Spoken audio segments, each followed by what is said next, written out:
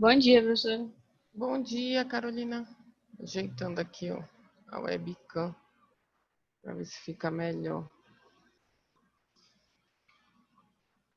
E abrir aqui, enquanto o pessoal está entrando, estou abrindo alguns arquivos que a gente vai usar hoje. Vou dar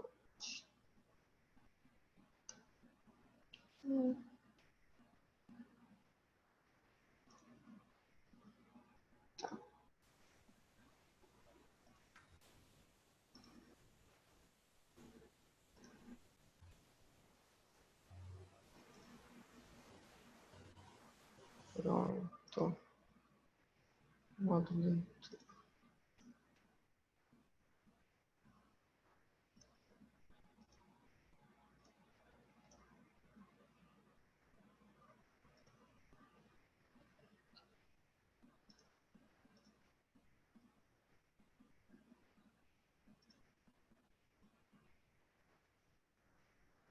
Bom dia, gente. Deixa eu...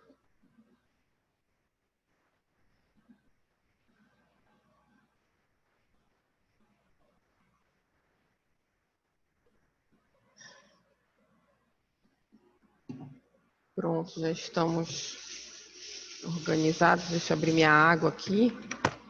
Deixa eu ajeitar aqui o microfone.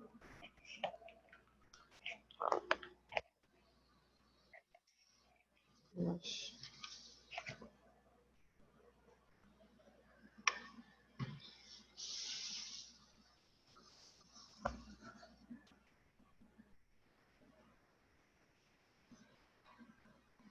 Bom dia, gente. Bom, então, enquanto o pessoal vai entrando, vamos fazer aquela retomada rápida da semana passada, né? Então, deixa eu abrir aqui o nosso... Tá. Então, na semana passada, a gente falou da perspectiva da psicologia social a partir do Haroldo Rodrigues, né? Falando um pouco desse referencial teórico-metodológico da cognitivo-comportamental e de uma base de compreensão de metodologia também muito ligada a uma perspectiva positivista. E hoje a gente vai falar da Silvia Lane, né? Que foi também um marco aí na psicologia social no Brasil, na história da psicologia social no Brasil, como a gente já vem falando várias vezes, né? Então, o que a Silvia Lane fala sobre por que ela é tão importante, né, nessa chamada crise de referência da psicologia social no Brasil, de que forma, deixa eu botar aqui, de que forma isso vai trazer novas discussões, novas perspectivas no Brasil e na América Latina, né, sobre a concepção de psicologia social. A gente vai ver também alguns trechos desse livro, tá, que está aí compartilhado, né, aí na imagem do slide, que foi o mesmo livro que eu mandei para vocês, tanto na plataforma como por e-mail. Na verdade, acho que eu mandei por e-mail, porque na plataforma eu estava, como eu fui atualizando, né, as aulas, acabava que eu estou colocando, no final das contas, eu estou colocando o texto daquela aula, né, e não o texto para a aula seguinte. Mas aí a gente já, a partir dessa semana, consegue organizar, porque essa semana a gente vai falar só desse livro. Então, tanto hoje como amanhã, a gente vai estar falando sobre a Silvia Lane, essa psicologia social que ela inaugura. A gente vai ver que a perspectiva dela tem um pé na comportamental também, tá? Quando a gente for ler a introdução do livro dela, que a gente vai ver hoje. Mas ela traz algumas perspectivas, na verdade, na forma de pensar a psicologia social, tá? Então, como a gente vê aqui nesse primeiro slide, né, referente até às produções que a própria, como eu falei para vocês, os slides são baseados, né, a Társila produziu, e só algumas alterações, né, que eu fiz, mais especificamente daquelas questões iniciais, sobre o que é o social, enfim. Então, a Silvia Lane, ela é um personagem, né, como a gente vê, o personagem da história da psicologia no Brasil, que trouxe muita contribuição para a psicologia social, né? porque ela vai começar a fazer questionamentos, como a gente vê nesse primeiro ponto aí, a sua presença é marcada sobretudo por seus questionamentos, a teoria e a prática da psicologia social no Brasil e na América Latina. E aí ela traz uma introdução de um novo modo de se fazer psicologia social, né? Não só a psicologia, mas mais especificamente a psicologia social, exatamente, né? Por que se fala, então, que ela vai trazer esses questionamentos à teoria e à prática? Como a gente já falou aqui ao longo das aulas, né, nesse histórico da psicologia social, enfim, é porque ela vai ter como ponto principal questionar essa como é que eu posso dizer? Essa importação, vamos dizer assim, das teorias norte-americanas, né, das teorias europeias para o Brasil. Não que ela não deixe de utilizar, porque ela vai ter um referencial, por exemplo, marxista, né, enfim. Ela vai ter um referencial do Vygotsky, né, com uma relação mais com a Rússia, enfim. Mas ela faz uma problematização da gente não importar essas teorias e querer apenas reproduzi-las de forma idêntica ao que é utilizado ou ao que é pensado nessas outras regiões, nesses outros países. Ela vai tentar trazer, discutindo a importância de se pensar, por mais que se tenha uma base teórica europeia, norte-americana, russa, enfim, mas pensando sempre na realidade local, tá? E aí ela questiona a teoria e por isso ela vai questionar a prática, porque ela vai começar a colocar qual é o compromisso social da psicologia social, né, que a gente até falou na aula da semana que vem. Né? Ela começa a contestar. Então, será que se a gente fala tanto de psicologia social, a gente está realmente desenvolvendo práticas de psicologia social, ou a gente está no campo da pesquisa, a gente vai lá, né, estuda o estereótipo, estuda o preconceito, estuda a violência e fica por isso mesmo? Né? Fica lá no campo acadêmico. E qual é a nossa implicação no campo prático, enquanto psicologia social? Então, ela buscava uma psicologia vinculada à realidade social local e a um lugar, em lugar daquela que era produzida e comprometida com a realidade norte-americana e europeia, distante das necessidades dos povos latino-americanos. A gente vai discutir um pouco mais isso nesse primeiro capítulo do texto dela, né, nessa introdução desse livro. Então, ela vai sempre estar puxando, se a gente vai discutir preconceito, que tipos de preconceito existe no Brasil? E quais são as especificidades culturais, sociais, históricas, para a gente pensar o preconceito? Né? Então, se eu vou estudar o preconceito, não adiantava para ela, não adianta apenas estudar um processo, por mais que a gente vai ver que ela utiliza esses referenciais mais comportamentais, né? Não adianta só estudar um processo interacional, né? Eu vou estudar, como aquele exemplo lá do Haroldo Rodrigues, né? Quais são as concepções e as representações dos estudantes da PUC Rio sobre os estudantes de psicologia, né? Da mesma instituição. Então tá, apareceram esses nomes aqui, esses adjetivos, e é isso. A Silvia Lani vai dizer, mas para além disso, a gente tem que entender qual é o histórico social, cultural da psicologia no Brasil. Por que se tem? Será que essa concepção que os estudantes de psicologia são problemáticos, né? Que é o primeiro ponto lá que aparece na pesquisa, né, realizada. Essa concepção de que estudante de psicologia é problemático ou problemática, será que ela é uma coisa local ali daquele estudo ou tem aspectos sociais, históricos que estão por trás, que fazem a gente circular esses discursos de quem estuda psicologia é problemático, quem estuda psicologia, né, vem de alguma questão. Então, ela vai questionar o que está por trás do que somente entender quais são as representações dessas pessoas, né? Sobre, por exemplo, lá os estudantes de psicologia. E por isso que ela fala, se eu estou querendo entender o que está por trás meramente daquela representação, eu tenho que entender qual é o contexto cultural, qual é o contexto social, qual é a realidade local, né? Qual é a realidade daquelas pessoas, qual é a cultura que circula naquele lugar. Por isso que ela vai fazer uma ponte muito próxima com as ciências sociais, né? Ela vai lá na sociologia, ela vai lá na antropologia, né? Vai dizer assim, a gente tem que entender o que é cultura, né? O que circula enquanto uma concepção sobre psicologia. Será que a concepção sobre estudantes de psicologia é a mesma no Rio de Janeiro e no Pará, né? Será que é a mesma no Rio de Janeiro capital e na cidade de Belém, né? Quais são as questões culturais, quais são os valores, enfim, né? Que a gente vai falar muito no senso comum.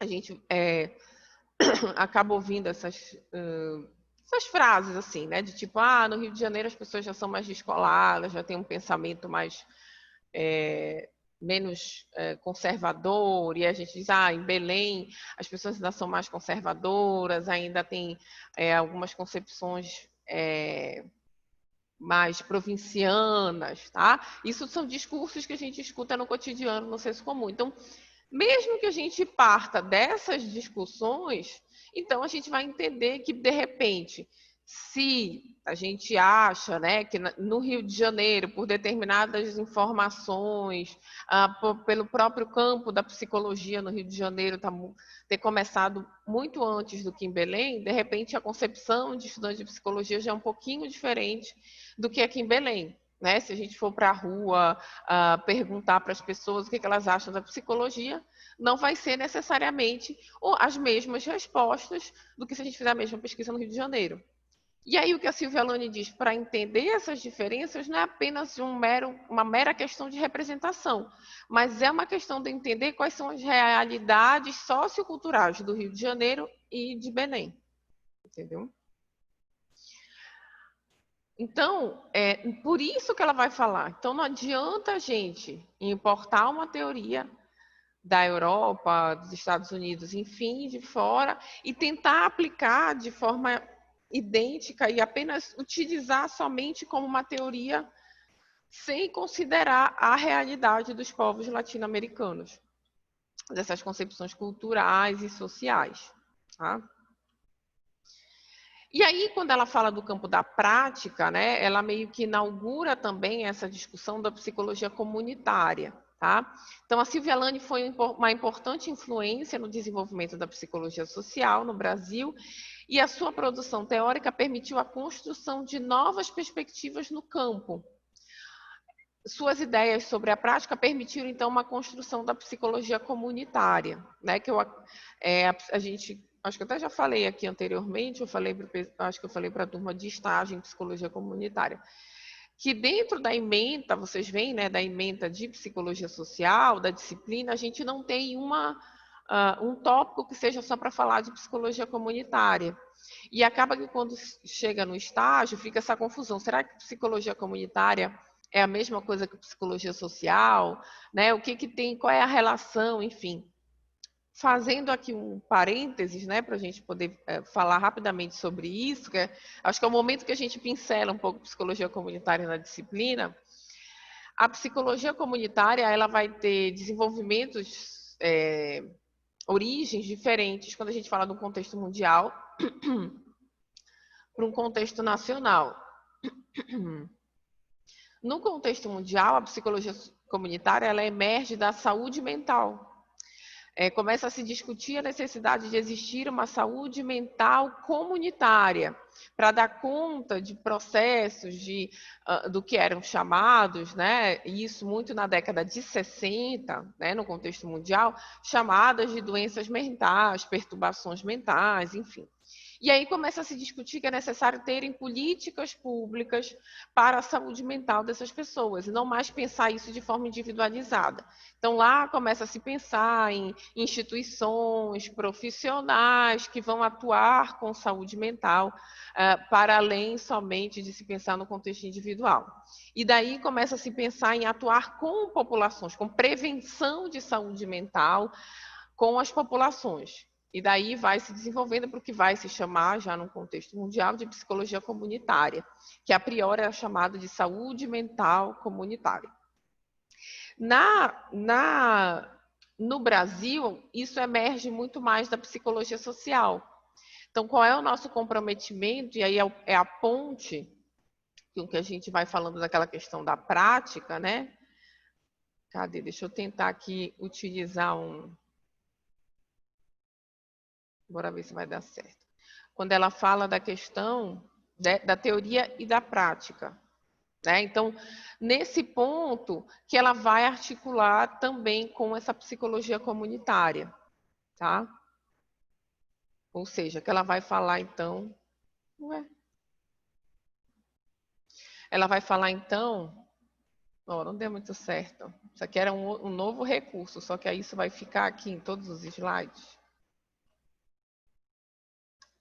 Agora, como apaga esse recurso, que é a questão.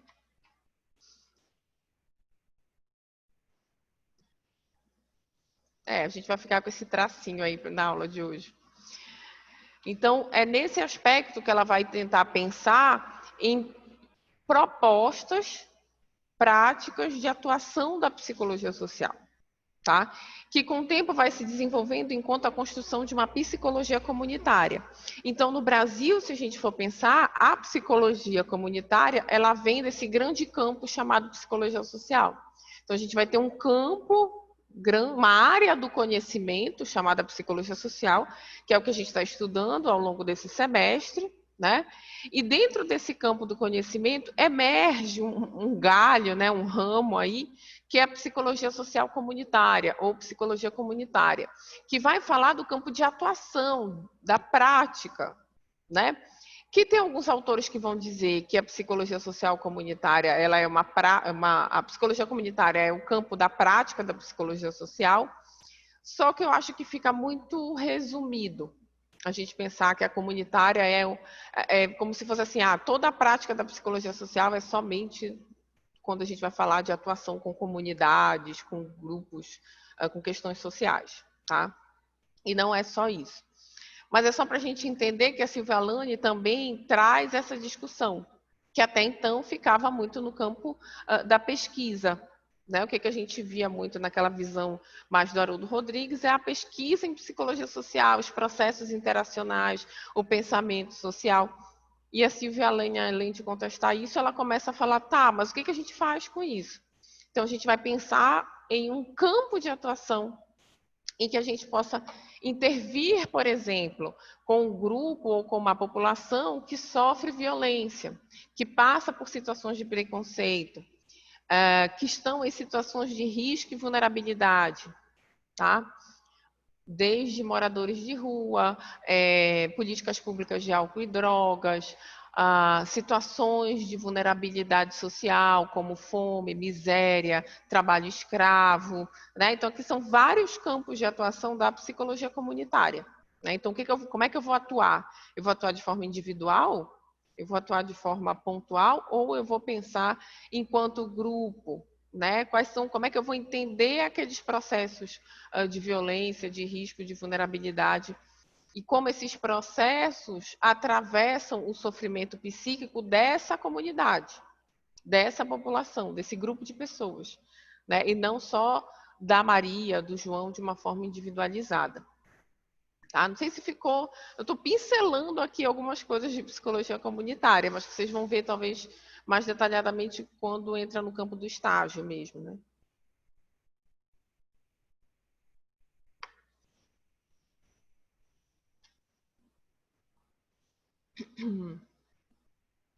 Então, aí, tá indo muito rápido, gente, tá tranquilo? Tranquilo, professora. Tá ótimo. Então, a partir daí, né, a Silvia Alane se torna um grande referencial da psicologia social brasileira, né? E conforme a Ana Bock, que a gente viu lá atrás, né, que é uma das grandes referências, uma das seguidoras, como a gente diz hoje em dia, né, por conta das redes sociais, ela é uma das grandes seguidoras. Tá ótimo, Olivia. É uma das grandes seguidoras da Silvia Alane. Ela vai falar que não se pode contar a história da psicologia social no Brasil sem que se faça referência a Silvia Alane. É possível dizer que a Silvia Alane meio que transformou a psicologia social brasileira, né? A gente já falou um pouco sobre isso. Teve como preocupação central falar, né, do brasileiro, da brasileira, do nosso povo, das nossas questões, das nossas condições de vida e trabalho. Ela dialoga com referenciais da Europa. Na época, né, 1980 ainda era a União Soviética, não era a Rússia, né? E dos Estados Unidos, que foram lugares onde ela estudou, né? Mas ela sempre tenta privilegiar esses diálogos com os países latino-americanos. De vez em quando trava. Pronto. Então, o enfoque da psicologia social, isso aqui são trechos, são trechos do próprio livro, tá? Lá do primeiro capítulo. Eu vou já abrir para a gente discutir um pouco em cima disso. Então, o enfoque da psicologia social é estudar o comportamento de indivíduos no que ele é influenciado socialmente, tá? Vou ler isso aqui para a gente pensar nessas relações. Então, a influência histórico-social se faz sentir primordialmente, a partir da visão da Silvia Alane, pela aquisição da linguagem. Tá? Eu vou ler tudo isso e a gente vai pensar aqui algumas coisas. As palavras, através dos significados atribuídos por um grupo social, por uma cultura, determinam uma visão de mundo, um sistema de valores e, consequentemente, ações, sentimentos, emoções decorrentes. Tá? Então, quando a Silvia Alane, ela primeiro pontua, ok, né? Então, estudar o comportamento, quando se fala de psicologia social, a gente vai tentar estudar o comportamento dos indivíduos, mas entendendo que ele é influenciado socialmente, tá? Então, ela traz muito essa concepção de social, não mais uma influência indivíduo-indivíduo, indivíduo-grupo, grupo-grupo. Né? Ela já está falando dessa concepção de sociedade, dessa concepção de ciências sociais. Né? Então, como é que eu vou entender uma cultura? Como é que uma cultura interfere no indivíduo, no comportamento do indivíduo? Aí a gente tem que pensar o conceito de cultura. Né? A gente tem que pensar o conceito de social que a gente viu lá atrás, lá na primeira aula. Né? Então, esse é o ponto de diferenciação, porque tem horas que parece que ela está falando meio que a mesma coisa que a Haroldo Rodrigues. Só que a Haroldo Rodrigues está botando numa relação mais pontual, mais interacional. E ela está tentando falar de uma compreensão mais filosófica, histórica, social, do que é o social, do que é o cultural. Então, como é que a concepção como eu sempre falo aqui, dou um exemplo bem bobo, de alimento remoso interfere no meu comportamento? E da onde vem essa concepção de alimento remoso? Foi um processo interacional? Para Silvia Alane é um pouco mais do que isso. É entender que a cultura daquele local circula esse discurso, né, de alimento remoso e que vai interferir no meu comportamento, no momento em que eu nasci nessa cultura, no momento em que eu nasci nessa região que tem essa concepção cultural. E ela diz que esse processo, como ela fala, a influência histórico-social se faz sentir primordialmente na aquisição da linguagem. Essa questão da aquisição da linguagem, ela vem de vários autores já, desde esse período e depois mais contemporaneamente, que vão discutindo isso se amplia de várias formas, tá, gente? Eles vão discutir a importância da linguagem na construção da nossa subjetividade. Não enquanto fala, né? Não somente na relação entre um bebê e seus cuidadores, como é que ele vai aprender a falar, o que ele vai falar, enfim. Mas da forma como aquela palavra, traz uma série de concepções históricos, sociais e culturais daquele local. Então, quando a gente vai falar que, né, o que é o conceito de remoso, o termo remoso, ou seja, a aquisição da linguagem de uma criança que começa a ouvir comida remosa, comida remosa, comida remosa, não é somente uma relação de interação entre eu olhar para um caranguejo e associar que o caranguejo é uma comida remosa que pode me fazer mal. e isso interferir no meu comportamento. Porque eu ouvi do meu pai, da minha mãe ou daquele grupo familiar que aquele alimento, aquele objeto, vamos dizer assim, gera um determinado efeito no meu organismo, né? Uma relação de causa e efeito entre comportamento, resposta, enfim. Mas a Silvelane vai dizer que a concepção de remoso, a palavra remoso, na verdade, ela vem carregada de concepções socioculturais daquela região. E no momento da aquisição da linguagem, a forma como eu me aproprio das palavras, vão estar diretamente relacionadas à cultura em que eu estou inserido. Por isso que eu tenho que entender a cultura, a sociedade, enfim. Ou seja, as palavras, através dos significados atribuídos por um grupo social, por uma cultura, determinam uma visão de mundo, um sistema de valores e, consequentemente, ações, sentimentos e emoções decorrentes dos usos dessas palavras, né? Aqui a Társila traz até alguns exemplos bem, bem da nossa região, assim, né? E aí a gente também tem que entender que não dá para dizer que é da região do Pará em geral, porque o Pará é enorme, e às vezes a gente também tem um pouco essa visão de achar que, que as nossas concepções da capital e da região e das suas adjacências é igual no Pará inteiro, e não é, né, gente? Por isso que eu sempre falo, olha, isso aqui são concepções de Belém, no máximo da região do Salgado, né, que a gente vai falar aqui do Nordeste paraense, enfim. O valor, né, a aquisição da linguagem, do égua, tanto que se fala muito dessa apropriação do égua, né? Hoje tem uma valorização, a gente tem camisa escrito égua, né? A gente houve todo uma outra apropriação cultural, inclusive sociocultural, do égua, enquanto um valor regional nosso. E que se a gente chega numa outra região e a gente vai falar égua, a pessoa vai achar que a gente está xingando ela, que a gente está chamando ela que ela é uma égua, né? Ou seja, a forma como a gente se apropria das palavras e da linguagem tem a ver com essas relações culturais. E não é somente a palavra em si, mas todos os sentidos que envolvem aquela palavra. Né? A gente fala égua, é a mesma palavra, mas a gente usa com diferentes entonações, tons de voz, tons de vozes, diferentes formas, diferentes situações também, né? E dependendo da entonação e da situação que a gente utiliza o égua, vai ter um significado totalmente diferente, né? E aí a gente poderia, de repente, estudar de onde veio o termo égua, né? Quais são as relações culturais e historicamente que fizeram com que o égua fosse utilizado no cotidiano, né? De uma forma relacional, né? Num processo de diferentes entonações. Por exemplo, a noção de forró, não sei se alguém já ouviu falar, de onde veio a palavra forró, né? Que emerge muito no Nordeste, Ceará, enfim. Ela vem, na verdade, num momento de um processo migratório que existia numa determinada região. Eu estou falando assim muito amplamente, tá, gente?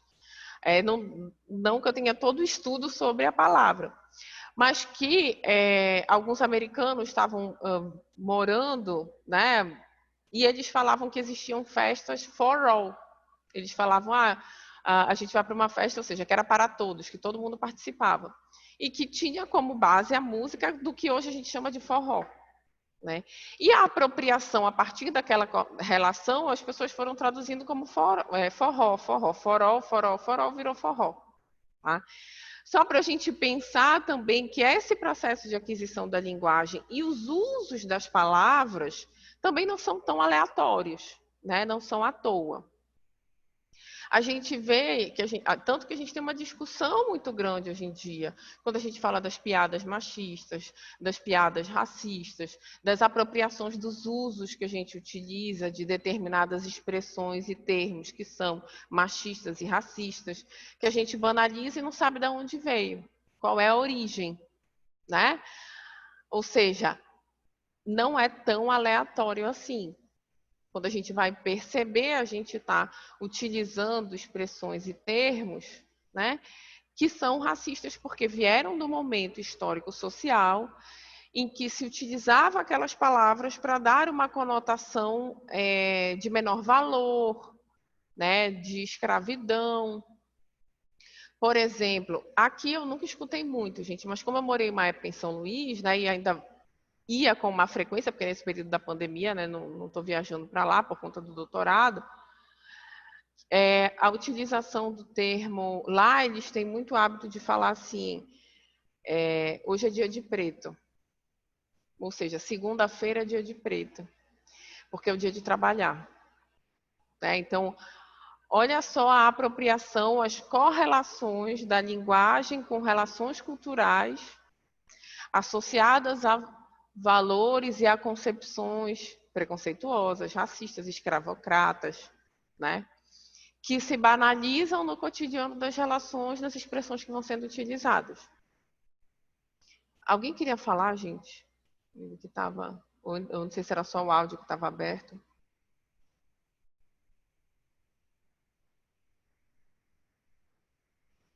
Querem perguntar alguma coisa? Lembraram de alguma expressão, né?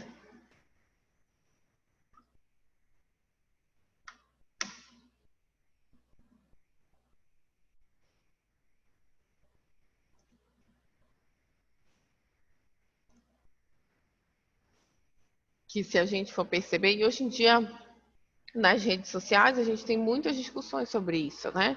E professora, não Pode é falar, né? só expressão também, né? Porque, Sim. olha, esse ano no carnaval, por exemplo, eu tava mexendo nas minhas redes sociais, aí eu vi uma lista de coisas que alguém postou que não era para fazer no carnaval, tipo de não se fantasiar. Aí tinha lá que não era para se fantasiar de nega maluca, porque já não é mais uma piada, já não é mais uma coisa engraçada hoje. Antigamente era normal. Em todo carnaval você via. Aí hoje já não é mais. Exatamente, esse é um exemplo. Na verdade, não deveria ter sido nunca, né? A gente naturalizava essas fantasias como algo engraçado, né?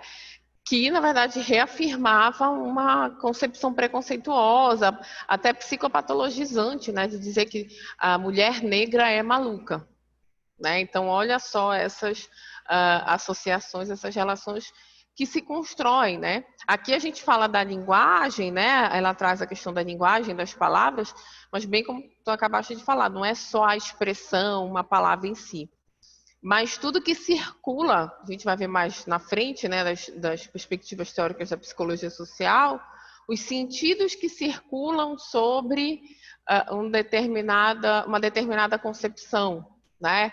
Que a gente vai ver desde, como a gente está discutindo, racismo, preconceito de gênero, de classe, né, de raça, enfim, e até em outras relações. Por exemplo, na área da saúde, todos os preconceitos que emergem da concepção de alguém que seja soropositivo, né?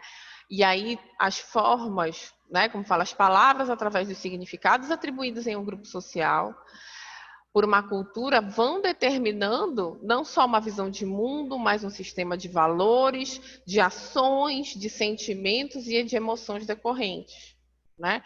O quanto que uma pessoa ser soropositivo, ser portador do vírus HIV, né, circula uma série de concepções de sentidos que vão emergir na forma como as pessoas vão ter preconceitos, vão ter formas de agir, de sentir, inclusive quando descobrem que são portadoras de HIV, né, de HIV/AIDS.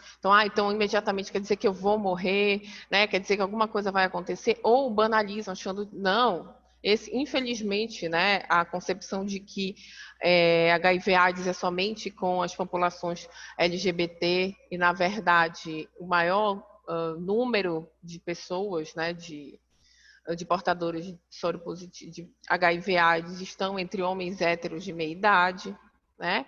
E que isso não é falado, isso não é pontuado, né? Fica só essa circulação de sentidos correlacionando a um grupo para reafirmar concepções de preconceito, discussões de que são grupos hipersexualizados, enfim, né? A gente vai vendo toda uma construção de sentidos a partir de um processo de adoecimento, enfim, que hoje em dia tem todo um acompanhamento, um tratamento totalmente reconfigurado do que foi na década de 80, quando se descobriu, né? Mas que ainda circulam essas concepções. Um outro exemplo da área da saúde, vou dar a questão do câncer de mama, de qualquer câncer, né? Então, alguém descobre que está com um câncer. Tanto a pessoa como que descobre esse processo de adoecimento, como muitas vezes os familiares, as pessoas próximas, qual é a primeiro sentido que circula sobre aquilo, né? Que culturalmente se diz, se pontua, vai morrer. É um processo de morte, tem câncer, vai morrer. E isso vai decorrer, né, como fala assim, de valores, de ações, de sentimentos e de emoções que vão ser decorrentes, muitas vezes, de algo que foi relacionado, ou seja, desse processo de se construir um sentido nessa palavra, que não é só uma palavra, né? A gente vai ter a palavra câncer, mas tudo que circula em torno dessa palavra, né? Todos os sentidos, seja do que significa dentro da biologia, da biomedicina, o que significa dentro de um contexto cultural, o que significa dentro da psicologia, né? Que tipo de câncer se desenvolveu, qual é a região do corpo, quais são os sentidos atribuídos àquela região, enfim. Então, a gente vai ver que vai indo para além só de ser uma coisa assim, não, a pessoa tem câncer, poxa, coitada, ela vai morrer. Quem disse? Tem várias pessoas que conseguem sobreviver ao câncer, que se recuperam, que se curam, inclusive. Então, tem várias questões, né? Descobriu no início, depende da região, que tipo de câncer enfim. Só que no contexto sociocultural, né, se reduz a determinados sentidos que vão atravessar tanto a pessoa que está vivenciando aquela problemática, como quem está em volta, né? Então, tem todas aquelas discussões quando uma pessoa famosa, né, descobre um câncer, não vou falar, porque as pessoas já vão me ver como uma moribunda, sei lá, nesses termos assim, ou então não vou falar para mostrar que é importante, né, mostrar o que se passa, os tratamentos, as possibilidades, enfim, né? Então, a gente vê que essa circulação de sentidos, a forma como a gente se apropria de uma palavra que parece que é só uma palavra por si só, na verdade está relacionada a como é que aquele grupo social pensa sobre aquilo e aquele grupo social, a forma como ele pensa, está relacionado a concepções que são culturais, que são sócio-históricas. Que momento se descobriu o câncer? O que acontecia quando se descobriu o câncer? Não se tinha muita informação, a pessoa acabava morrendo, porque não se tinha muitos tratamentos, enfim. E aí, por conta desse processo histórico, isso vai se perpetuando e continua circulando o mesmo sentido, que já no cotidiano já é bem diferente, claro, dependendo da situação em que se descobre o câncer, de que forma ele está, enfim. Né? Mas a gente vai ver que esse sistema de valores, a partir dessas expressões, palavras, representações, né, como a Ana Paula falou da fantasia, representações no cinema, né, que aí é o meu campo de paixão, vamos dizer assim. Então, o que eu assisto num filme que vai dialogar e vai me dizer o que é ter câncer, o que é ser soropositivo, o que é ser uma mulher negra, né? O que é ser uma pessoa trans. Aí a gente vai ver lá os filmes, a pessoa trans no filme é sempre aquela que é hoje em dia não, né? Na década dos anos 2000 para cá isso mudou, mas até o século 20, né? De 1940, 50, até a década de 80, 90, sempre era um personagem caricato, risível, né? Colocava de uma forma que a gente vê nas novelas também, né? Muitas vezes, tem uma personagem trans na novela, mas aí é a personagem cômica, é a personagem que faz humor. Ou seja, então qual é a construção, né, social nessas imagens, nesse contexto do audiovisual que está querendo lá representar o que é ser uma pessoa trans, o que é ser uma mulher negra, né? O que é ser um homem viril, o galã da novela. Então, o galã da novela tem que ter várias mulheres na novela, a mulher tem que viver apaixonada por ele e nunca dá certo, né? Ou seja, a gente vai vendo essas construções sociais, né? A forma como circula esses sentidos socialmente, né? Dentro da cultura brasileira. Por exemplo, se a gente for falar de novelas brasileiras, né? E como é que isso circula, da onde vem? Aí a gente vai analisar historicamente para dizer, ah, não, é assim porque sempre foi assim. Não, de algum lugar emergiu. Essa concepção que a masculinidade tem que ser um homem agressivo, tem que ser um homem viril, tem que ser um homem que consegue ficar com todo mundo, tem que ser um homem musculoso. De onde veio? Né? Então, vai se pensar, por isso que ela sempre vai falar da questão histórica. Qual é a influência histórica, social, né? daquele sentido, daquela noção, e que vai afetar aí, ela traz esse viés da comportamental, no comportamento do indivíduo. Então, por isso que ela vai um pouco mais, né? Ela não vai falar só de processos interacionais ou de um processo cognitivo. Ela vai tentar ampliar e aí ela vai fazer a ponte com as ciências sociais, né? Então, é como se ela se questionasse, então bora ver quem é que já estuda isso, quem é que fala sobre isso e como é que a gente vai pensar isso na psicologia. Ah, olha, lá a antropologia está um tempão estudando o conceito de cultura. O que a antropologia tem a nos ensinar sobre o conceito de cultura? A antropologia vai falar que o conceito de cultura é assim, assim, assim. Tem várias vertentes na antropologia sobre o conceito de cultura também, né? E aí, o Claude Lévi-Strauss entende a cultura, né? Porque ele vai fazer estudos sobre isso, sobre aquilo. Blá, blá. Como é que eu vou entender isso dentro da psicologia, mais especificamente na psicologia social? Né? Ou seja, que também é um pouco de uma discussão que a partir da Silvia Lani e a posteriori a ela, né, outros estudos começam a dizer assim, tá, mas então qual é a diferença de psicologia social e sociologia? É a mesma coisa? Se a gente vai ficar estudando o social, a sociedade, as concepções sociais, as construções, as representações sociais, a diferença é que a gente vai pensar, a gente vai estudar isso, mas a gente vai pensar como é que isso interfere no indivíduo. Aqui a Civelane ainda fala do comportamento do indivíduo, como é que tudo isso vai afetar o meu comportamento enquanto Amanda, enquanto mulher, né? Então, a forma como eu vou me pensar enquanto mulher nessa sociedade está atravessada por essa sociedade em que eu vivo, pelas concepções socioculturais onde eu nasci, não só de um grupo familiar, mas do que circula, do que é ser uma mulher paraense, né? Do que é ser uma mulher de Belém.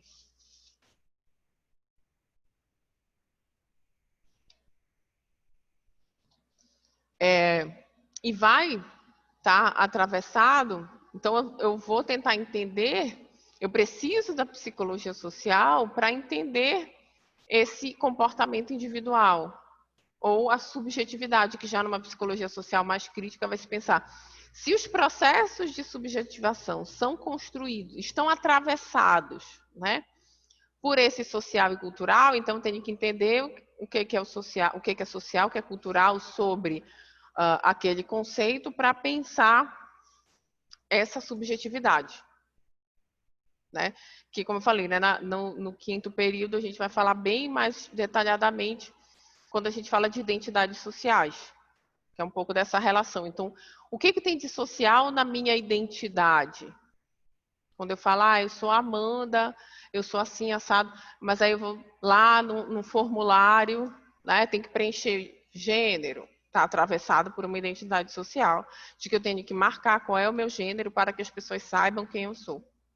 Profissão, então está atravessado por uma identidade social de que eu sou alguém a partir da profissão que eu marco lá. Né? Então, se eu coloco lá professora, e todo mundo vai dizer, então ela é professora. Quais são as concepções de ser professora? Ai, poxa, você é professora, que legal, né? Deve sofrer muito, né? Coisas assim que a gente vai ouvir falar. Então, são marcadores, né, que vão estar atravessados, que vão construir essa identidade do que é ser a Amanda, que estão atravessados, na verdade, por concepções sociais, né? Estado civil, tem que ir lá marcar o estado civil. É uma identidade social. Vai dizer, se você é casada, você tem que agir de um jeito, você vive de uma forma. Se você é solteira, você tem que agir de uma forma, você tem, né, que fazer tal coisa. Então, essa construção das identidades estão também atravessadas por esses processos socio-históricos, né? Tá ficando mais claro, gente? Tô falando pra caramba, trazendo aqui um monte de exemplos, né?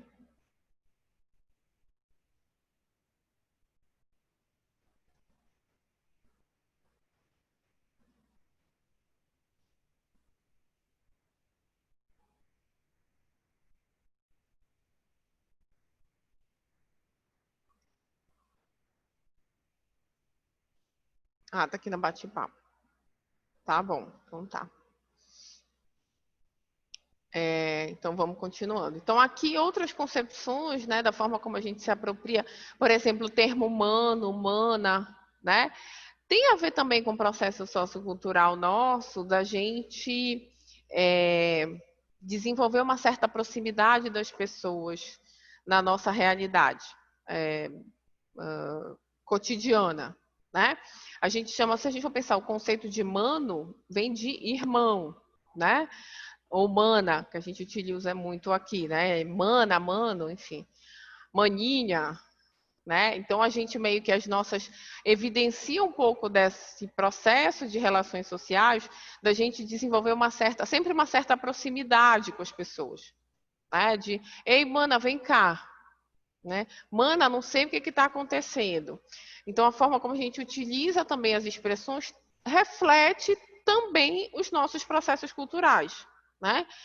Em outras regiões, dificilmente determinadas relações as pessoas vão se chamar de mano, de mana. Né? Ei, você, né? Como você está em outra região, em outro país, enfim, em outro estado. Então, também tem esse outro processo, né? Não só como o cultural vai interferir, mas como as apropriações da linguagem também refletem um pouco das nossas relações sociais, né? Até dos processos interacionais mesmo. Vambora, né? Enfim, né? Que já é uma aglutinação de vamos embora, e a gente vai naturalizando e tudo mais. Então,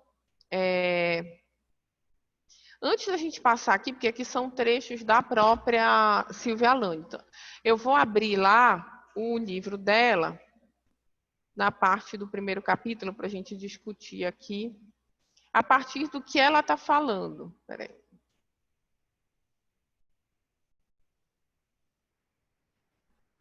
Que foi o material que eu mandei para vocês. Opa.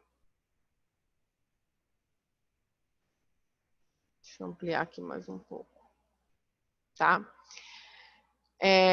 Então, como eu falei para vocês, esse livro aqui, deixa eu só diminuir para poder ver a capa toda, né? Ele é um livro da coleção Primeiros Passos, ou seja, ele não tem como objetivo ser um livro para psicólogos e psicólogas, tá? A coleção Primeiros Passos fez vários temas para a população em geral, né? Então, tem o que é cinema, o que é desde o que é cinema ao que é preconceito, ao que é psicologia social, o que é filosofia, ou seja, tanto que ele é um livro curtinho, fininho, mais ou menos desse tamanho, assim, né?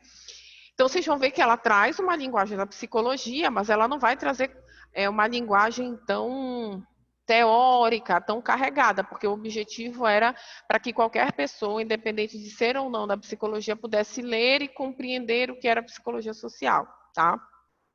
Esse livro, ele é da década de 80, tá? A primeira edição dele é de 81. Então, a gente pode ter alguns termos datados, como eu sempre falo, né? Quando a gente está falando de livros clássicos da psicologia, seja da psicologia em geral ou da psicologia social, a gente vai ver, como a gente viu lá no Haroldo Rodrigues, alguns termos, algumas expressões que ainda são utilizadas naquele momento, né? Naquele momento histórico, né? Naquele momento. Então, a mesma coisa aqui. A primeira edição é de 81, mas essa é de 94, já foi a 22ª edição, né, desse livro. E nesse livro, ela tenta trazer noções gerais da psicologia social, a partir do referencial dela. Tá? Então, a psicologia e psicologia social, como nos tornamos sociais, a concepção os outros, a concepção de identidade social, de consciência de si, tá? Que são termos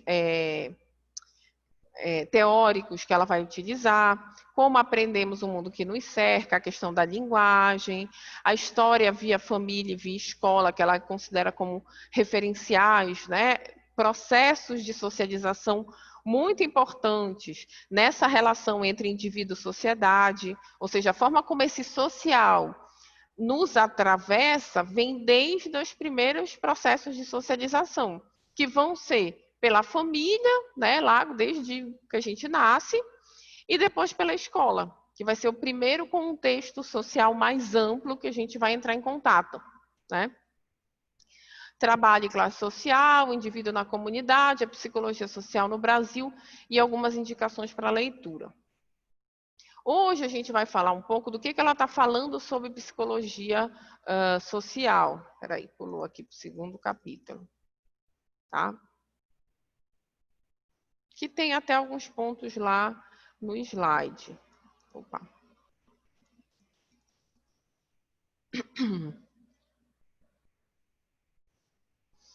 Então, quando ela tenta fazer essa relação entre psicologia e psicologia social nessa introdução, é para deixar claro que a psicologia, como ela fala aqui, é uma ciência que estuda o comportamento, e daí vocês veem que ela tem um referencial mais comportamental, principalmente o ser humano. Só que essas... Aí ela vai explicar, né, as divergências teóricas que se refletem no que considera o comportamento vai variar de acordo com cada concepção da psicologia. E, porém, né, para nós bastaria dizer que é toda e qualquer ação, seja reflexa, vocês veem que é bem a relação com a comportamental, ou seja, os comportamentos considerados conscientes, como experiências, conhecimentos, pensamentos, enfim. Ou até num plano não observável chamado inconsciente. Aqui ela só está explicando um pouco do que é psicologia. Como eu sempre falo, esse livro ele é para um público em geral, ele não é para psicólogos apenas, né? Então, se parece óbvio que a psicologia social deve estudar o comportamento social, porém surge uma questão polêmica. Quando o comportamento se torna social? O que vocês acham? Antes da gente falar um pouco do que ela propõe.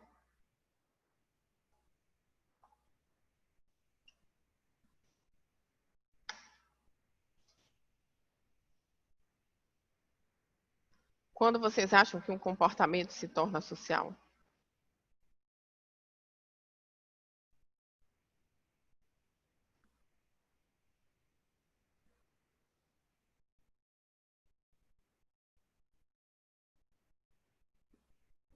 Como assim, Olivia, quando ele está instalado na sociedade? Quando aquele comportamento, então, passa a ser naturalizado, o fato de eu utilizar um termo ou de eu agir de uma determinada forma, seria isso? Só me ajeitar aqui. Tá caindo. Entendi. Então, para ti, Olivia, o comportamento se torna social no momento em que eu começo a agir de uma maneira que seja naturalizada socialmente, que seja reconhecida socialmente como algo natural. Seria mais ou menos isso. Isso mesmo.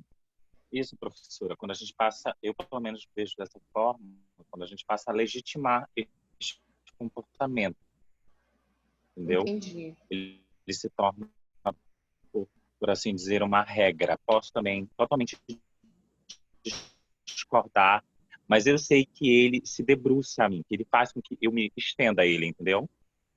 Sim, esse é um ponto, Olivia, até interessante, porque ela vai falar mais à frente dessa relação, que ela não é somente uma relação passiva, mas que a gente também é produtor do social.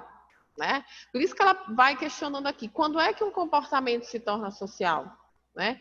Existe esse ponto, como tu falaste, de no momento em que eu ajo no mundo e socialmente isso é reconhecido, é valorizado, é naturalizado, é considerado como dentro de um padrão, dentro de uma norma, enfim. Mas nesse processo eu também produzo social. Porque senão parece que o social, né, essa coisa do cultural, a cultura é um negócio que vem do nada e nos atravessa. Mas alguém deve ter criado a cultura. Da onde surgiu, né, aquela concepção cultural? Da onde surgiu a cultura de que todo paraense tem que tomar açaí? Da onde surgiu a cultura de que existe alimento remoso? Né? Da onde surgiu a cultura que somente mulheres usam saia?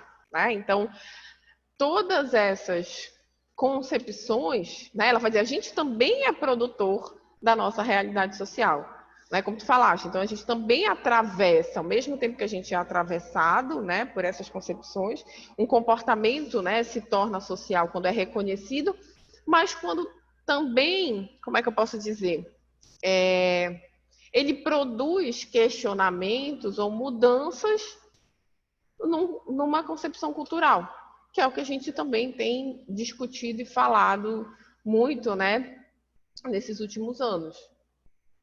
E que toda mudança, por isso eu digo, ao longo dos séculos, a gente passou por várias mudanças socioculturais. E de algum lugar elas emergiram. E elas sempre emergiram dos processos de contestação, de crise, de conflito, enfim, até se mudar, né? As concepções culturais. Nós temos muito. Oi, Olivia. Acho que isso nós temos muito como. Eu acredito que isso nós temos muito agora na atualidade pelo fato das minorias, né? Pelo fato da gente reivindicar e a gente perceber que esse movimento ele acaba mudando até um pensamento jurídico, mudando um pensamento das novas gerações para que eu possa entender o outro. É isso mesmo, prof. Exatamente. Eu sempre falo, não trouxe, eu vou até peguei esses dias uma colega que ela é do direito, ela é do campo do direito, ela achou uma revista antiga, que era da avó dela, da década de 50. O nome era Revista para Moças, a outra revista o nome da revista era Fonfon, tipo como se fosse a Marie Claire de hoje em dia, né? E aí a gente vai vendo lá algumas divulgações, algumas propagandas que hoje em dia a gente acha assim risível, mas que naquele momento eram naturalizadas, eram valorizadas, né? E eram normatizadas, que se alguém fosse romper com aquilo seria um grande escândalo. E hoje a gente vai olhar e vai dizer, gente, que absurdo, né? Como tem uma propaganda lá, depois eu vou colocar nos slides quando a gente for falar um pouco dessas concepções, das representações sociais, né? Que era assim, era a divulgação de um produto para remover pelos, né? Das axilas, de depilação, produto depilatório. E aí a propaganda dizia assim, eu lembro que era uma frase, ainda eram propagandas de desenho, não eram fotos, e tinha uma frase que dizia assim, utilize os produtos fulano de tal, esqueci qual era o nome do produto, para que você não tenha pelos, pois os pelos podem lhe constranger socialmente. Para você não ser constrangida na rua pela presença de pelos. Assim, o peso daquela palavra, eu disse, gente, assim, parecia que, olha, se você aparecer com um pelo, você vai ser, né, totalmente constrangida. E não só isso, né? Se a gente for pensar, a gente vai mais lá atrás, quando infelizmente, como eu digo, tem vários movimentos feministas, com muitos S's, tá? O movimento feminista não é só um. Assim como na psicologia não é só uma, tem várias, né, concepções, abordagens teóricas no feminismo também. Então vão ter um feminismo mais radical e vão ter outros vários feministas que vão estar discutindo muitas coisas. Mas a produção do movimento feminista foi importante desde a década de 20 para a gente ter direito a votar. Né? E aí é surreal, a gente pensa, meu Deus, as mulheres não tinham direito a votar, as mulheres não tinham direito de votar, porque nós, mulheres, não éramos consideradas cidadãs. A gente era quase não humano, assim, era tipo nós, os cachorrinhos, sabe? E aí, naquele momento, Nossa, as mulheres que foram para a rua brigar pelo direito ao voto eram loucas, ia acabar com a sociedade. A mulher ter direito a votar era surreal, era o fim dos valores da família. As mulheres só queriam ter direito a votar, né? Então, e hoje em dia a gente acha isso até risível. Vou dizer, meu Deus do céu, como é que naquele momento histórico as pessoas achavam que se a mulher fosse votar ia acabar o mundo? Era só votar, ter o direito a ser cidadã, como todas as outras pessoas, né? Então, esses processos de mudança cultural ocorrem a partir de questões, conflitos, discussões que vão se transformar em mudanças jurídicas, né? Como a Olivia falou. Então, se transformou numa lei autorizando que todas as pessoas têm direito a votar, né? Não são só os homens de uma determinada classe, enfim, de uma determinada cor, né? Raça, enfim, todas essas questões. Da mesma forma, isso vai sempre acontecer, isso faz parte do processo social, do processo sociocultural. Então, isso daí é para evidenciar que a gente também é produtor da nossa realidade social, né? Que, infelizmente, hoje em dia a gente vê coisas que são absurdas e surreais em alguns pontos que há 10, 20 anos atrás a gente não ia estar, sei lá, criando essas... quase uma guerra, né? Às vezes parece que a gente está numa guerra civil de discussões teóricas, mas de discussões no nível do absurdo, né? Como a questão da menina de 10 anos que está grávida e enfim, né? E tem gente defendendo que ela é assassina porque ela vai abortar. Então, são possíveis comportamentos não sociais nos seres humanos. Então, a segunda questionamento que ela faz, né? Quando o comportamento se torna social, ou será que existe algum comportamento não social no ser humano, que é apenas individual? Ela dá uma grande... Então, o que seria? Então, a minha personalidade, ela é estritamente individual, que a gente vai chamar de personalidade. Claro, aí com cada vertente, cada abordagem teórica vai ter uma forma de definir o que é isso. Mas o que de repente, na minha personalidade, também não está atravessada por essas questões sociais, quando a gente fala de identidades sociais, né? No momento em que eu nem nasci, mas lá na ultrassom, na época da minha mãe não tinha sexagem fetal, essas outras coisas. Lá na ultrassom, com 6 meses, não sei quantos meses, viram que era uma menina. Naquele momento, eu já fui atravessada por uma identidade, pela personalidade, por todos os discursos que dizem o que é ser uma menina. Então, vamos botar o quarto rosa, a gente vai botar boneca, não vai botar carrinho, a gente vai...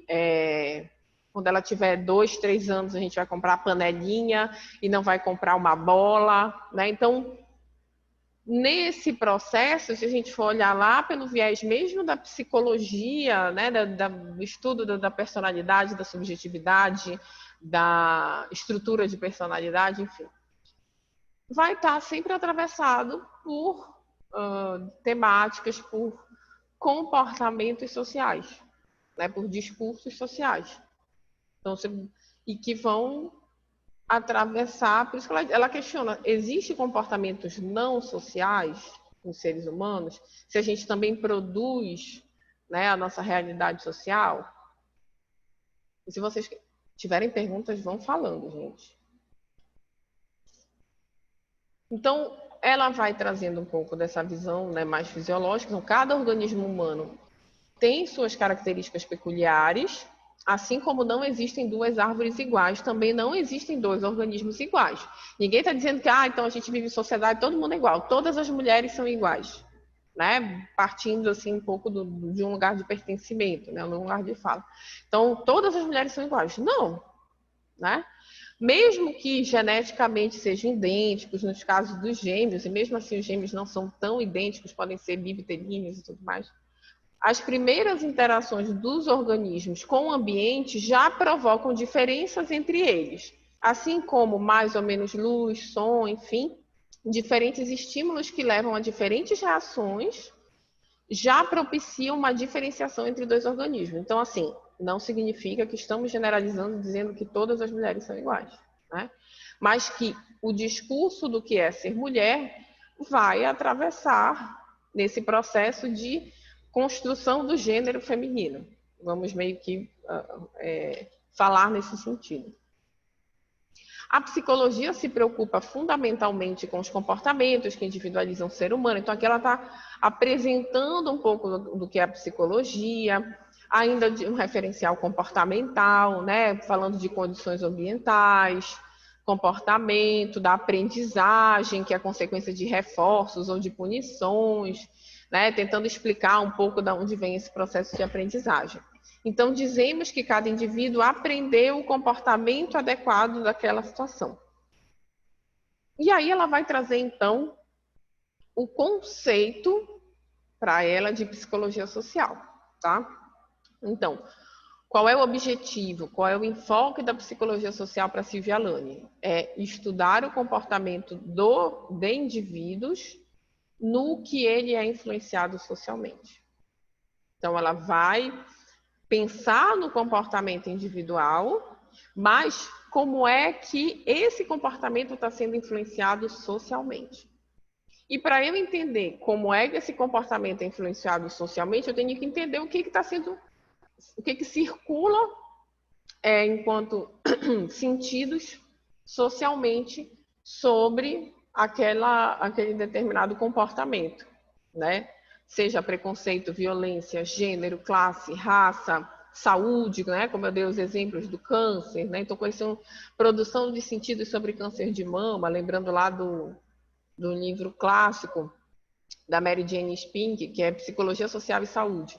E aí, nesse livro, ela vai discutir todos esses sentidos produzidos em torno da saúde. Câncer de mama, HIV, AIDS, menopausa, né? Quais são os sentidos que circulam socialmente sobre menopausa, que fazem com que a mulher, no momento em que ela entra na menopausa, escute coisas de que ela é uma árvore seca, ou que agora ela é um homem, né? Então, olha só o quanto que a concepção de gênero, de ser mulher, estava relacionada a um sistema reprodutor.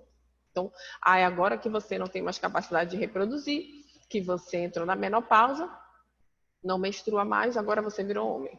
Né? Então, esses sentidos, como eu digo, não é só nessas discussões, né, sobre raça, classe e gênero, né? Mas também sobre as discussões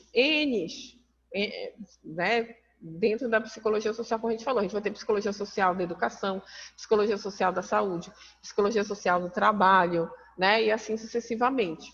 Vai sempre refletindo que discursos sociais, que produções sociais estão interferindo naquele comportamento do indivíduo.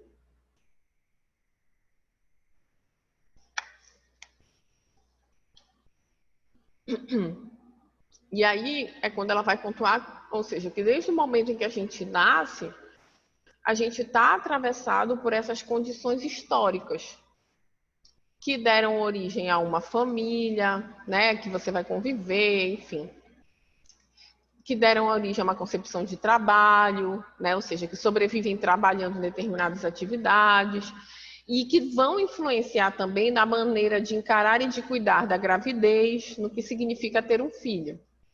Então, a concepção de maternidade, né, que se falou muito agora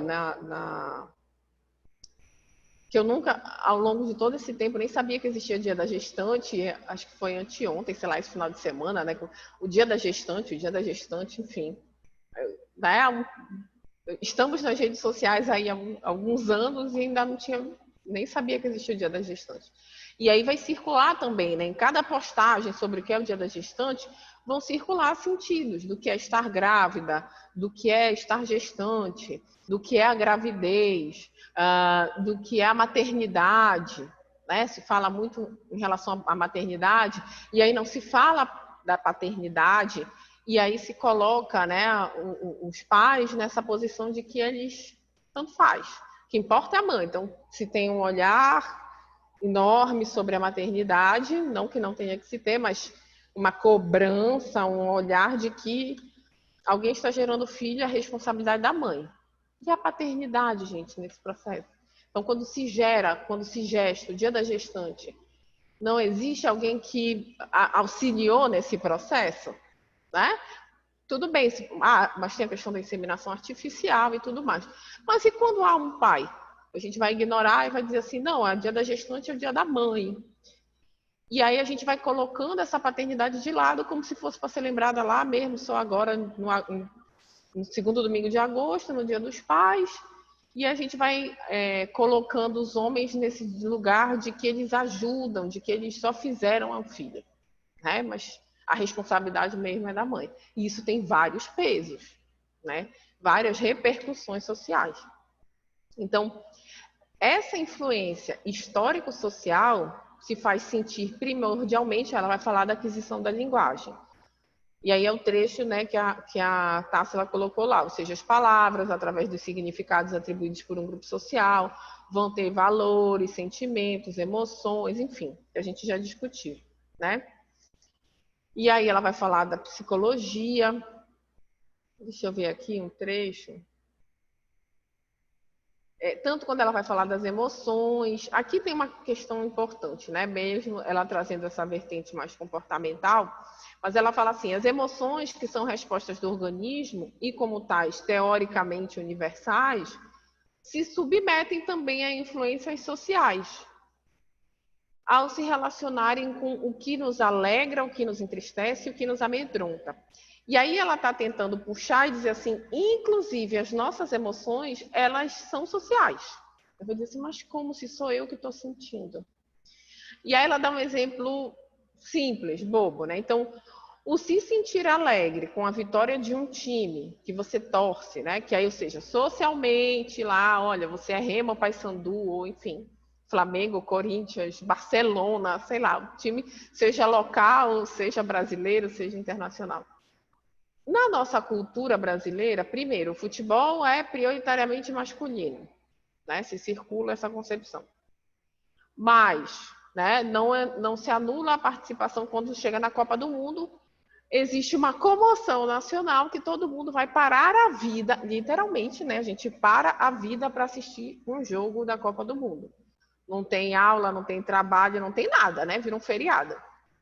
Então a gente já tem uma concepção cultural do que é viver o futebol no Brasil. Mesmo que você seja desligada de futebol, que você não goste, mas vai ter a baladinha lá, né? Vai ter o Marina Bay da vida, né? Vai ter a reunião com os amigos para beber uma cerveja, vai ser um motivo para pelo menos se reunir. E aí o Brasil ganha, não sei nem quem está jogando, mas o Brasil ganhou, né? Existe um discurso social, um sentido social de que bom, o Brasil ganhou aquele jogo, ou a Copa do Mundo. Então, da onde veio isso? A forma como eu fiquei emocionada, eu chorei no final da Copa de 1900 bolinha, de 2000 e tudo mais, tem a ver com o processo social, que eu nasci numa cultura socialmente que valoriza o futebol. Em um outro, sei lá, nos Estados Unidos vai ser o futebol americano, vai ser o beisebol, né? Enfim, as pessoas vão lá se matar, chorar, brigar e tudo mais. Então, existe a emoção que eu tenho acerca daquele evento, acerca do futebol, sobre aquele time, enfim, está relacionado a um processo social, né? Triste com um filme ou com uma música, músicas melancólicas, né? Coisas assim. Ter medo do trovão ou de avião, são exemplos que mostram quanto as nossas emoções decorrem da visão de mundo que adquirimos através dos significados das palavras, tá? Porque aqui é um pé eu estava tentando lembrar, são os estudos do Saussure que começam a falar do quanto que a produção, a construção da linguagem está relacionada ao social, tudo que a gente constrói, né? A palavra, quando a gente fala futebol, né? Tentar discutir um pouco, fazer um parêntese, porque ela está falando da importância da linguagem e das palavras. Se eu chego aqui e eu não falei nada, eu não pronunciei nada, tá? E aí eu escrevo num papel para vocês a palavra, por exemplo, vou pegar aqui um papel, eu não estou com caneta. E Deixa eu ver, não, acho que eu estou aqui com a caneta. Para a gente pensar um pouco do que ela está falando nessa discussão. Já nessa... Tentando achar aqui uma... O que alguns teóricos, né, começam a discutir da importância da linguagem para a construção não só da subjetividade, mas dessas relações com o social. Vou pegar aqui, deixa eu pensar.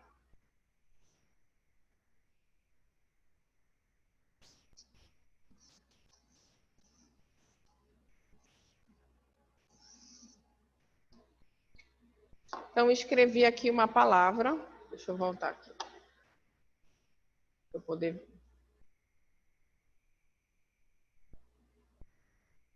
Todo mundo está conseguindo enxergar?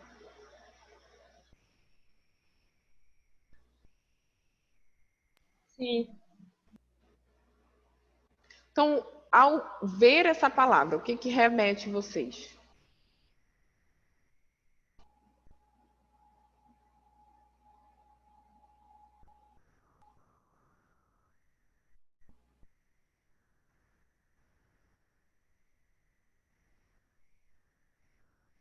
Cor. Luto. Tristeza.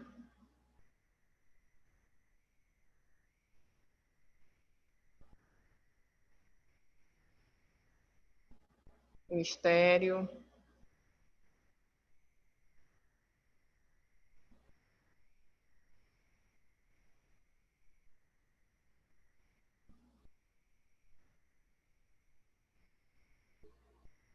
Se eu mudar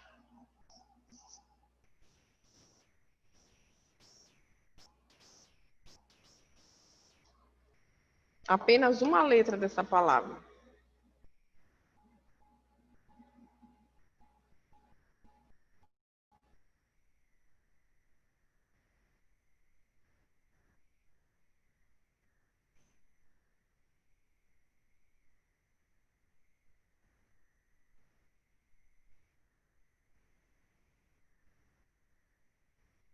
ofensa.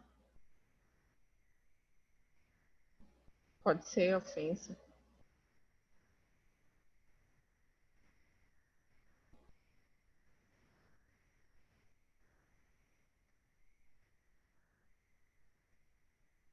Mais alguém?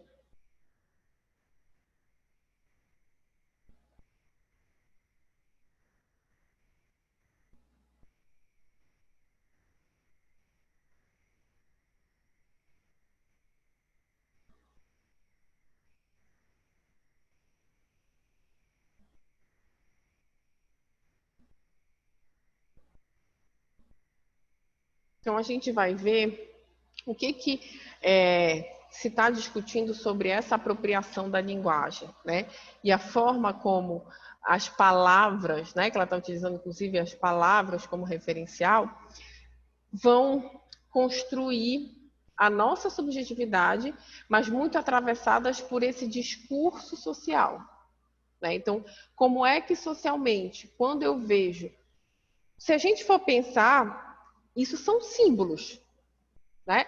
Eu não pronunciei foneticamente, eu não fiz o som, né? A palavra, ela envolve, lá, se for pensar desde o Derrida, o significado, significante... Ai, meu Deus, fugiu agora. São 3 tripés, né? São 3 pontos. Ou seja, eu vou ter apenas o símbolo, por exemplo, a linguagem dos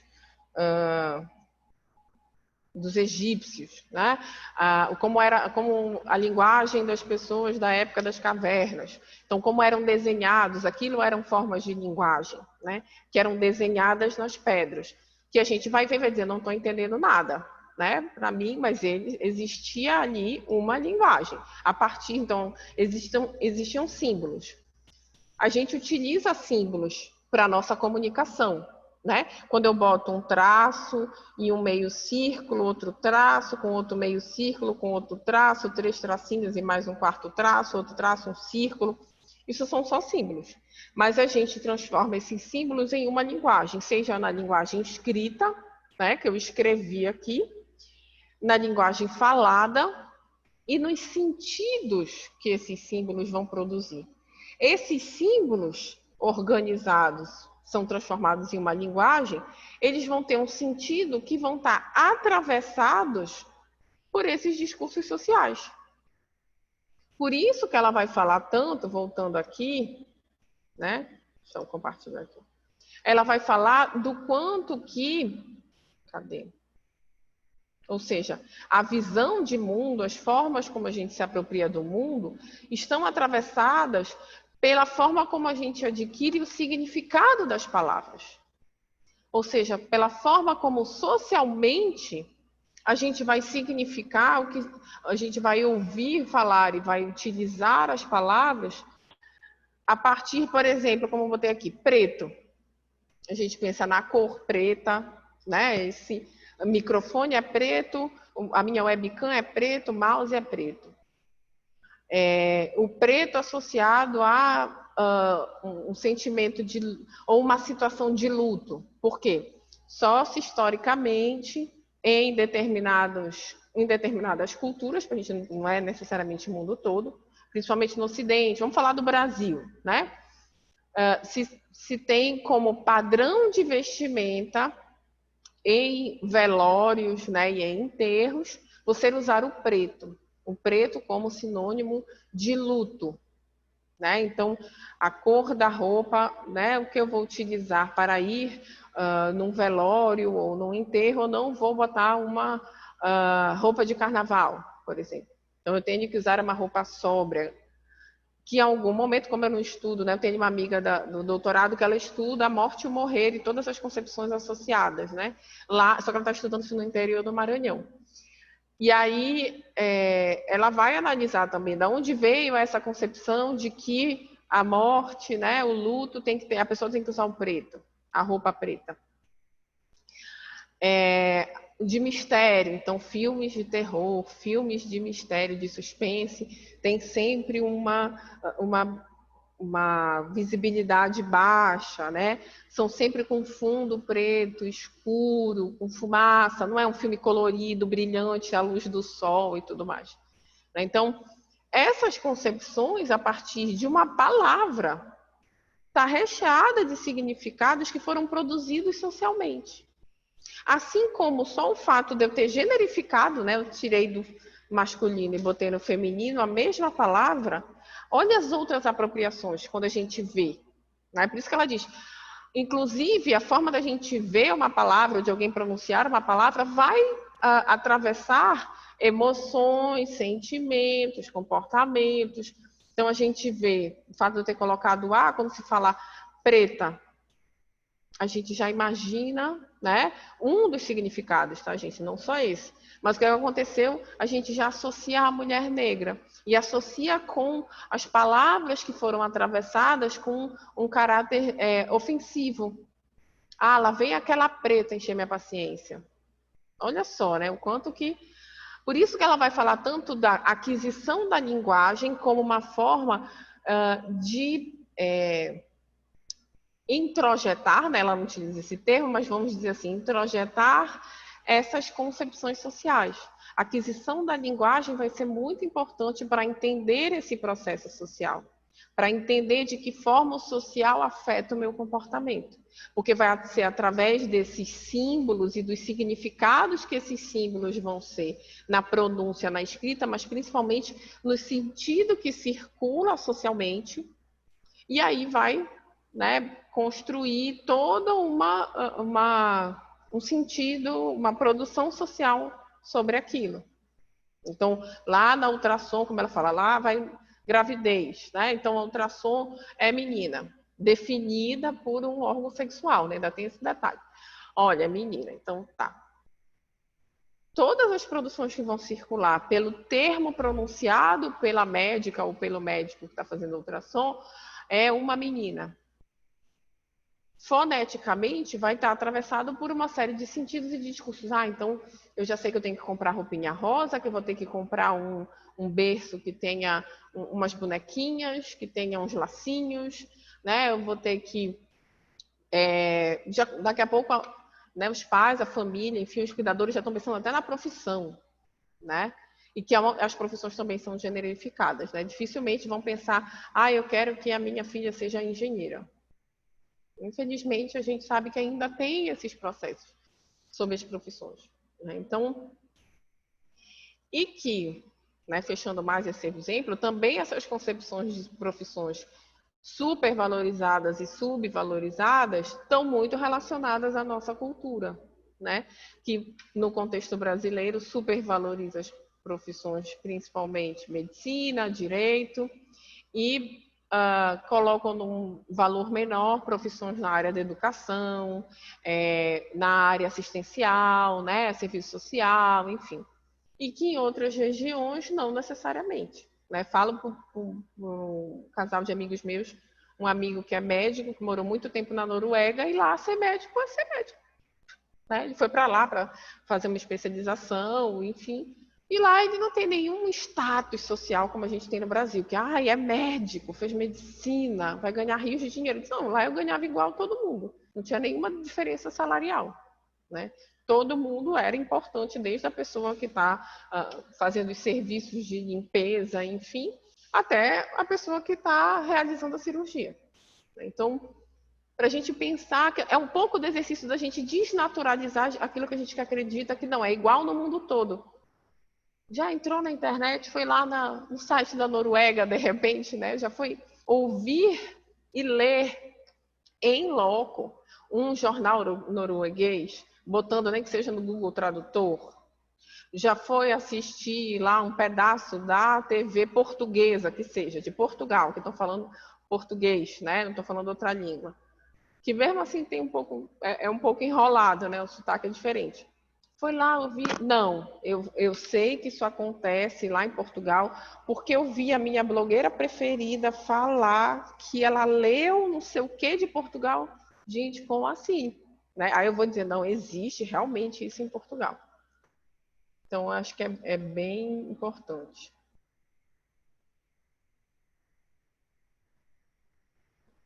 Sim, sim, exatamente. Exatamente. São várias situações, né?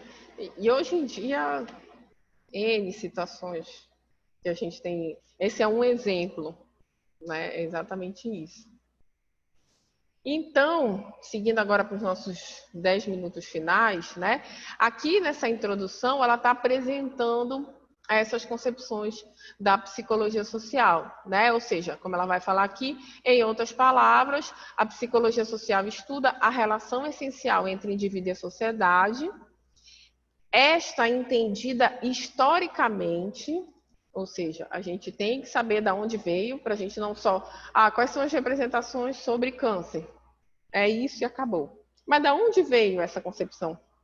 Será que a gente continua reproduzindo uma coisa, um sentido sobre câncer, um sentido sobre menopausa, né? Lembrei porque o meu TCC do bacharelado, porque na minha época eram 2 TCCs. Hoje em dia, os cursos de graduação de psicologia, ainda bem, são só um. Na minha época, eram 6 anos, 4 anos de bacharelado e 2 de formação. Então, a gente tinha que apresentar 2 TCCs. O TCC dos 4 anos foi sobre essa construção da menopausa, essa noção de menopausa. E veio em cima de um trabalho que eu fazia, eu estagiava no Betina, que tinha um grupo de estudos em apoio a mulheres no climatério, que é um termo utilizado para o pré, pós e durante a menopausa. E aí a gente vai vendo que se repetem ainda sentidos de mulheres que ouviram dos seus médicos que elas eram uma árvore seca. Agora você virou uma árvore seca, porque você entrou na menopausa. Mas, meu Deus, isso daí, quando eu fui estudar historicamente, era um termo utilizado lá no século XIX. Mas, né, esses sentidos vão circulando, circulando e se reafirmam nessas relações, né, na época, em pleno século XX ainda, né, que foi nos anos... Não, século XXI, já XXI, né? Quando eu me formei no bacharelado já eram mais dos anos 2000, não sou tão velha assim, né?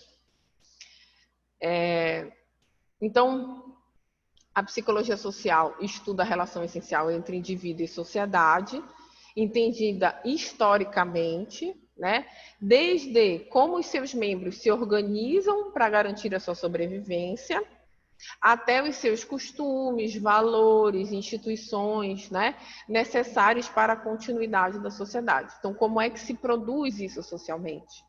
Como é que isso vai interferir no indivíduo e como é que isso é produzido nessas relações enquanto agente passivo e ativo nesse processo.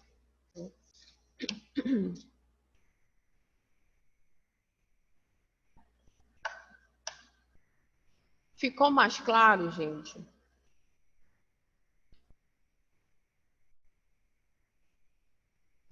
Vou diminuir aqui.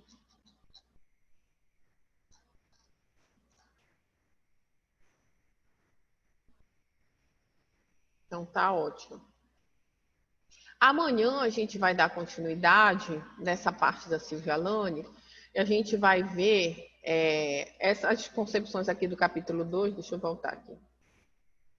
Tá? Aqui, quando ela vai falar, a gente vai discutir até aqui, tá, gente? Não sei se a gente vai conseguir chegar até a consciência de si. Mas como ele é pequenininho, vai dar para a gente pontuar. Vou ver se eu já boto até em slide também para ficar mais fácil de entender. Quando ela fala como nos tornamos sociais, usou as concepções básicas, né, para ela da psicologia social, a concepção de outros, a concepção de identidade social, que a gente falou, assim, eu falei rapidamente aqui, que tem uma disciplina no 5º período que é só para discutir identidade social e relações intergrupais. A gente vê a parte de identidade social e depois vê uma parte sobre processo grupal, aí já é um outro ponto, processo grupal, dinâmica de grupo, enfim. E a questão da consciência de si, que aqui é um ponto importante, mais da perspectiva teórica da Silvia Alane, tá, gente? Que ela traz essa noção de consciência de si, tá? Até para falar um pouco sobre identidade social, enfim, tá?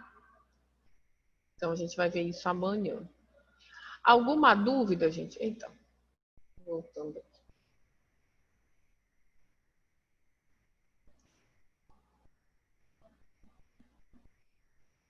Vocês têm alguma dúvida sobre o texto, sobre o livro, sobre a aula mesmo?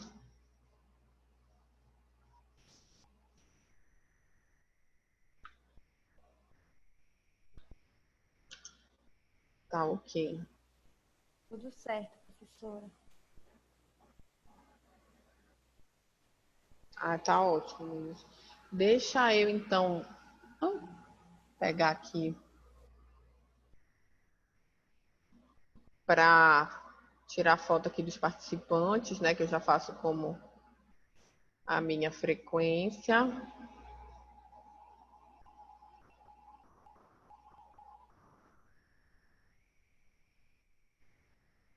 Depois... Estão conseguindo acessar a plataforma, receber os textos? Sim, professora. Sim. Ah, tá ótimo, gente. Esse livro que a senhora deu na aula tá na plataforma e tá no e-mail que a senhora mandou? Tá no e-mail. Eu acho que eu não botei na plataforma, porque a última aula que eu botei na plataforma foi a do Haroldo Rodrigues, né? Que hoje seria da Silvia Alane. E aí eu acho que eu coloquei o texto do Haroldo Rodrigues, porque aí eu coloquei a aula da terça-feira passada, o artigo, que eu já tinha materiais que eu já tinha mandado para vocês por e-mail, né? Na aula da terça-feira, referente à terça-feira passada, eu coloquei o artigo, porque era para entender que aquela aula era referente àquele artigo da história da psicologia social no Brasil. E a aula da quarta, eu coloquei o texto do Haroldo Rodrigues para entender que aquele texto era referente à aula sobre Haroldo Rodrigues, né? Como hoje era a aula da Silvia Alane, eu falei, então vou colocar o texto da Silvia Alane referente ao texto. A aula, né? Só que eu já mandei por e-mail, antecipadamente, para quem já quisesse lendo o material, lendo o livro de hoje. Para amanhã vai ser o mesmo texto, tá? A gente vai dar continuidade ao livro. Então, na plataforma, na aula de amanhã, eu já vou indicar o texto para a semana que vem, porque aí a gente já vai usar só a plataforma. Eu ainda estava mandando por e-mail porque eu ainda não estava com acesso à turma de vocês.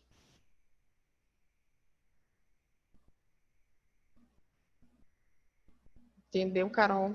Aí Entendi. já vai ficando no ritmo normal. Tá. Então era isso, gente. Alguma dúvida, alguma coisa que vocês queiram falar também, tirar dúvida? Então, a gente se encontra amanhã no mesmo horário e aí a gente vai trabalhar esse segundo capítulo do livro da Silvia Alane, para entender e fechar um pouco dessa perspectiva teórica dela, né? E aí na semana que vem a gente já vai entrar em representações sociais, o que veio pós Silvia Alane na psicologia social, né? Tá bom, professora. Então tá, gente, bom dia, até amanhã. Bom dia, Até amanhã, professora. Bom dia. Bom dia, tchau, tchau.